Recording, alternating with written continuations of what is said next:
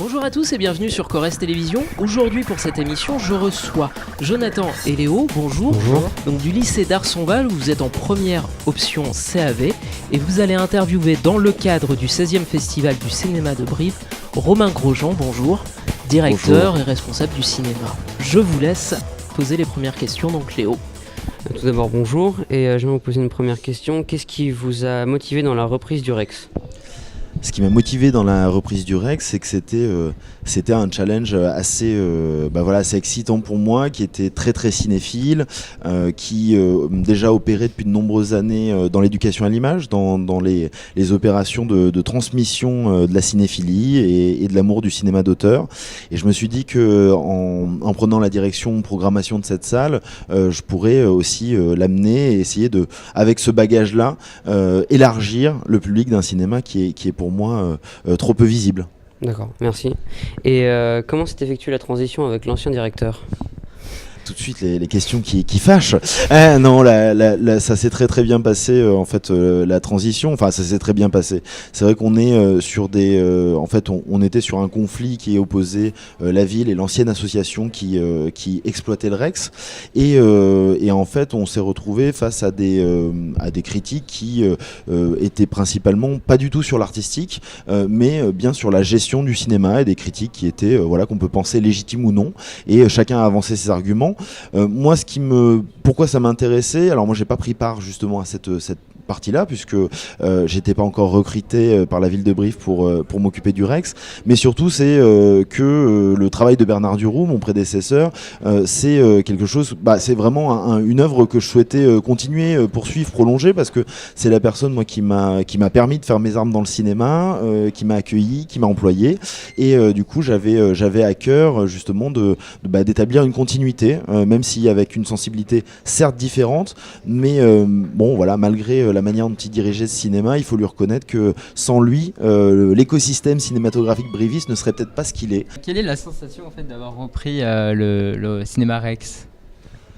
La sensation, c'est que après maintenant 3 ans, alors je sais pas si on peut qualifier ça de sensation, mais en tout cas on est tenté de faire un peu un bilan de ce qu'on a construit au cinéma, et en fait on s'aperçoit que il y a vraiment un regain aussi de cinéphilie. Le fait d'avoir aussi un nouvel œil, ça permet au public briviste de voir une programmation qui est dans la continuité mais quand même un peu différente, avec une affiche un peu élargie. L'idée aussi que j'entretiens dans cette programmation, c'est qu'on puisse trouver des films, alors c'est toujours une affiche entièrement art et essai, de cinéma d'auteur, mais avec des films à la fois les plus porteurs de l'art et essai, parce que le classement est très très large, et en même temps toujours des choses très très pointues pour les cinéphiles, pour aussi créer des paliers en fait de cinéphilie. Je veux dire, il y a des choses qu'on peut voir quand on a un certain bagage, et après plus on voit de choses, plus on est finalement ouvert à des formes plus difficiles. Et c'est ça qui m'intéressait, et on voit que ce travail-là il fonctionne, puisque le public aussi du Rex s'est élargi, on a une augmentation assez importante de la fréquentation, et du coup la sensation que j'ai aujourd'hui, c'est quand même du travail plutôt bien fait, puisque les chiffres nous permettent de le dire. Donc voilà. Et concrètement, le travail au quotidien d'un directeur, c'est quoi ? Le travail, alors le travail au directeur évidemment, c'est le fonctionnement de cette salle, la faire tourner d'un point de vue administratif, financier, au niveau évidemment de faire marcher une équipe justement pour que les séances se tiennent, les événements. Et après, donc ça c'est pour la partie on va dire direction, et puis après il y a le métier de programmateur. En gros c'est à peu près 2 temps plein si on cumule, et le métier de programmateur c'est de voir des films. Alors c'est ce qu'on me dit, j'entends souvent, mais quelle chance tu as de faire ce métier, un métier où on regarde des films toute la journée. En même temps c'est un vrai travail en fait de regarder 3 à 4 films par jour, de leur accorder tous la même attention, de comprendre à chaque fois, même derrière un film qu'on n'aime pas, de dépasser son émotion pour comprendre un projet de réalisateur et se dire est-ce que ça a une place, est-ce qu'il faut le montrer ou pas, est-ce qu'il faut le défendre ou pas. C'est un engagement aussi un peu militant. On va des fois sur des œuvres, ici on présente des films des fois très très fragiles, qui font très peu d'entrées, mais qui sans le Rex n'auraient aucune possibilité d'être vus, en tout cas en province. Et voilà, c'est ce travail-là, c'est aussi d'aller défricher. Je pense que l'exploitant de salle de cinéma, il doit donner la chance à des auteurs. Et cinéma, donc là, festival, 16e festival du cinéma de Brive. Qu'est-ce qu'on retrouve ? Au Festival du cinéma de Brive, c'est aussi la joie de retrouver des formats différents. On est un petit peu conditionné à ce que le cinéma ne serait que du long métrage. Un film, dans la tête du spectateur, c'est un long métrage. Quand on dit c'est un court métrage, on dit bon, c'est un court métrage. Ou souvent j'ai cette réflexion, par exemple sur le documentaire, où je demande ce film, tel film, c'est un documentaire. On me dit non, c'est un film. Attention, un documentaire est aussi un film, un court-métrage est aussi un film. Ce n'est pas la durée qui quantifie la valeur de l'œuvre. Et donc c'est pour ça aussi que le moyen-métrage donne sa chance à ces formats de 30 à 60 minutes où souvent il y a énormément de créativité. C'est dans des économies très très compliquées, donc ça force aussi les réalisateurs à être très très ingénieux pour arriver à travailler cette durée-là et en même temps à ce qu'elle ne soit pas qu'elle soit bien utilisée. Aller au-delà de 30 minutes, c'est un défi souvent économique et en même temps il se trouve que le court-métrage a souvent un peu un rôle, c'est Pierre Salvadori qui le disait à la cérémonie d'ouverture, mais de carte de visite. On fait un court-métrage pour accéder rapidement au long. Le moyen-métrage, et les auteurs d'ailleurs qui sont passés par le moyen-métrage ne sont jamais embarrassés avec la durée des films. Ils se disent mais quelle histoire pour quelle durée ? Cette histoire il faut que je la raconte en combien de temps, et pas un choix économique ou un choix de carrière.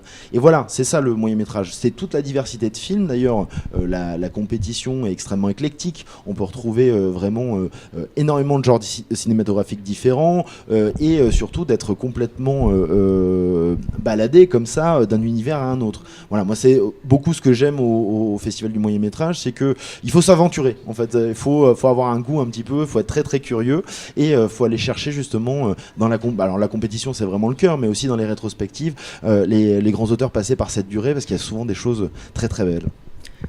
Une question soit par rapport au festival. Oui, exactement. Donc l'année dernière, le festival s'est ouvert à l'international. Pouvez-vous nous en dire plus sur ce fait-là, du coup ?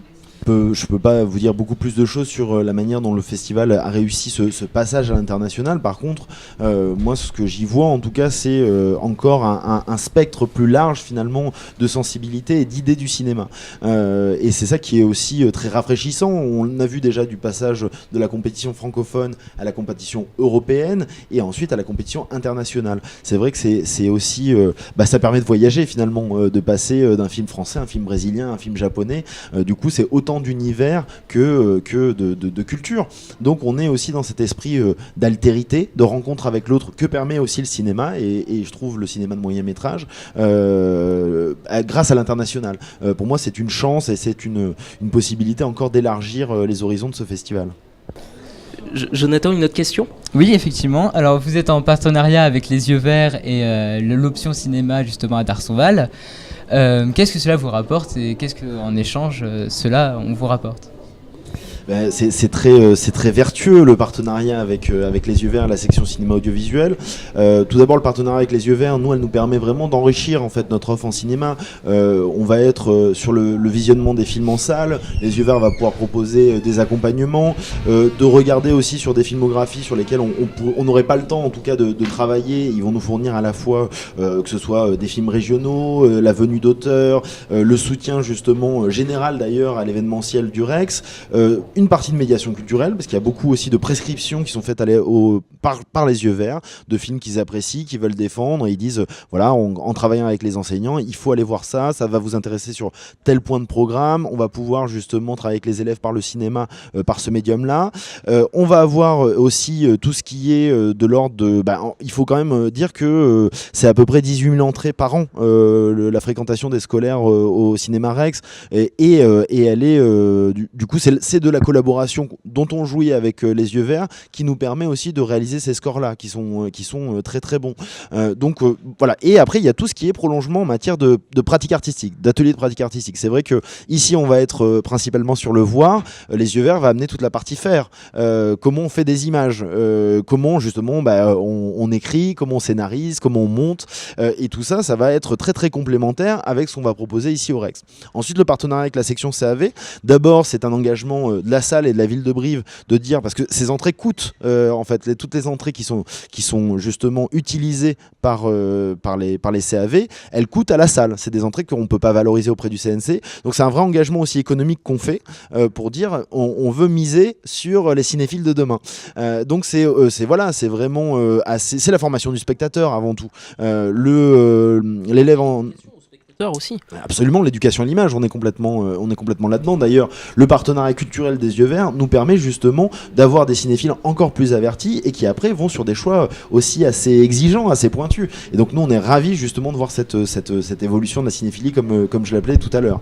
Donc c'est très très vertueux. J'espère que pour la section cinéma audiovisuel, évidemment, ça leur donne aussi des armes pour le bac cinéma, parce qu'il y a quand même cette échéance-là. C'est vrai que plus vous voyez de films, moi ayant fait plusieurs fois les jurys du bac cinéma, je sais que la culture générale d'un élève, où on sent que c'est un élève qui va au cinéma, il va avoir beaucoup d'armes pour se défendre à son oral du bac. Donc j'espère que ça aussi, ça enrichit énormément le cursus finalement qui est dispensé et qui est vraiment de qualité, avec des enseignants extrêmement impliqués, qui sont d'ailleurs tout le temps au cinéma, justement, qui sont très cinéphiles et que ça vous donne en fait une corde à votre arc supplémentaire. Je retourne la question, vous, qu'est-ce que vous apporte d'aller regarder ces films-là ici ? En tant que spectateur, en tant que lycéen, le festival. Justement, comme vous le disiez, c'est une culture en plus et ça nous apporte justement des armes pour le bac aussi, et c'est important de se forger une culture à travers le cinéma qui va nous permettre de nous enrichir en fait culturellement. Bon. Très bien, merci Romain de nous avoir invités dans ce cinéma, le Rex, et puis on se retrouve très vite pour une nouvelle émission.